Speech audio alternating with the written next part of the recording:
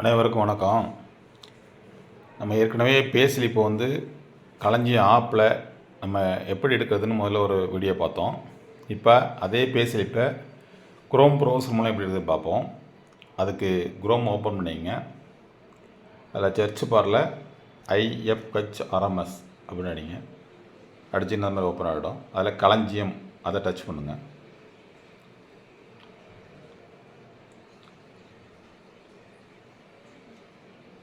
இதுபோல் ஒரு window open ஆகிடும். இந்த விண்டோவில் உங்களுடைய ஐடி, அதாவது உங்களுடைய IFHRMS ஐடியை அதில் என்ட்ரு கொடுங்க.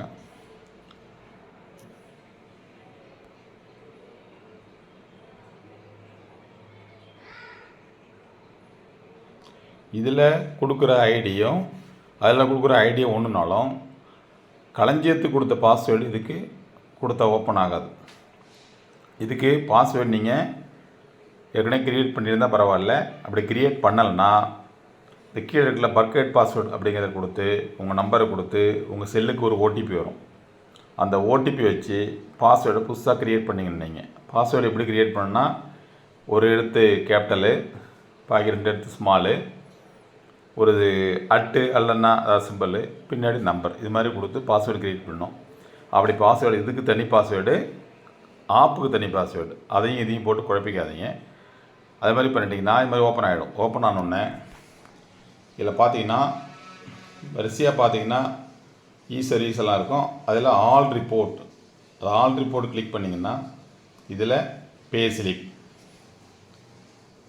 இந்த பேஸ்லிப் கிளிக் பண்ணிங்கன்னா இது போல் ஓப்பன் ஆகிடும். இதில் இயர் 2024, மாதம் உதாரணத்துக்கு ஏப்ரல், இதை கொடுத்து கொடுத்தீங்கன்னா கீழே ஆட்டோமேட்டிக்காக எம்ப்ளாயி ரெகுலர் சேலரி இருக்கும். இதை கிளிக் பண்ணிங்கன்னா இது டவுன்லோட் ஆகிடும், ஃபைலு டவுன்லோட் ஆகிடும். அது ஏற்கனவே உள்ள அதே மெத்தேடு தான். அந்த ஃபைலு டவுன்லோட் ஆகி அதே போல் என்ன பண்ணோம்,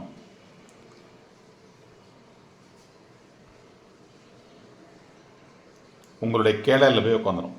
கேலரியில் போய் அந்த ஃபைல் இதாகிடும்.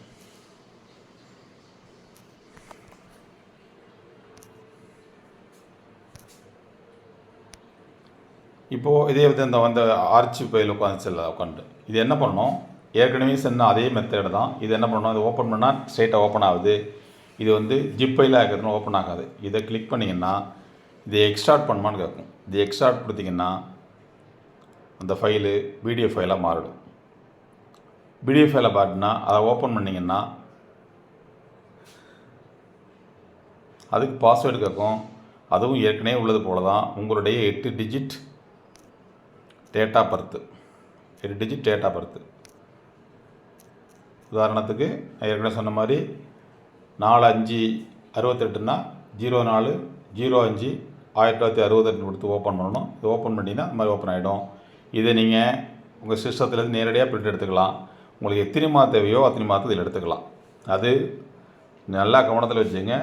களஞ்சியம் ஆப்புக்கு போடுற பாஸ்வேர்டு வேறு, இதே போல் குரோமில் போய் போடுறதுக்கு பாஸ்வேர்டு வேறு. இதை நல்லா கவனத்தில் வச்சுக்கிட்டு இது போல் நீங்கள் உங்களுக்கு தேவையான அளவுக்கு எடுத்துக்கலாம். இது சிஸ்டத்தில் கொண்டு எடுக்கிறது ஈஸி. ஏன்னா பிரிண்ட் எடுக்கிறது சிஸ்டத்தில் போட்டிங்கன்னா நேரடியாக பிரிண்ட் கொடுத்து பிரிண்ட் எடுத்துக்கலாம். நன்றி.